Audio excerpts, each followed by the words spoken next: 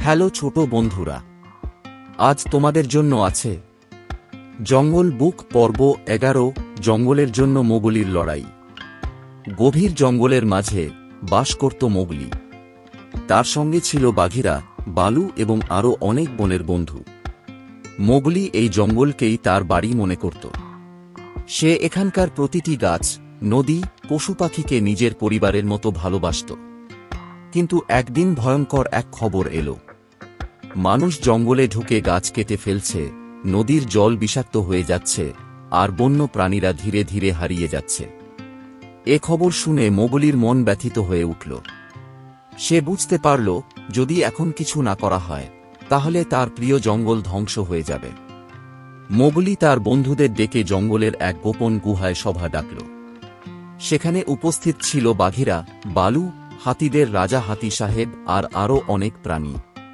Mowgli বলল, বন্ধুরা, আমাদের বাড়ি বিপদের মুখে পড়েছে।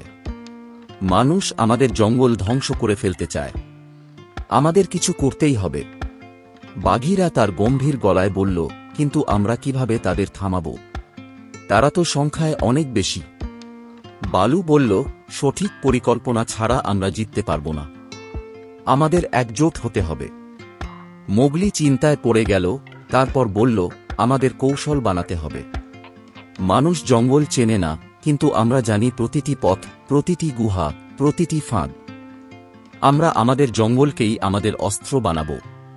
এরপর মোগলি ও তার বন্ধুরা পরিকল্পনা করতে লাগল। পরদিন থেকেই তাদের পরিকল্পনা শুরু হল। রাতের বেলায় বাঘিরা আর তার দল জঙ্গলের ভেতর মানুষদের তাঁবুতে গিয়ে গর্জন করতে লাগল, ফলে মানুষ ভয় পেয়ে গেল। এদিকে হাতির দল বড় বড় গাছ ফেলে রাস্তা বন্ধ করে দিল। মানুষরা যখন তাদের গাড়ি নিয়ে যেতে চাইছিল, তখন তারা দেখল রাস্তা সামনে পিছনে সব দিকে আটকানো। এভাবে একে একে তাদের সব পরিকল্পনা ব্যর্থ হতে লাগল।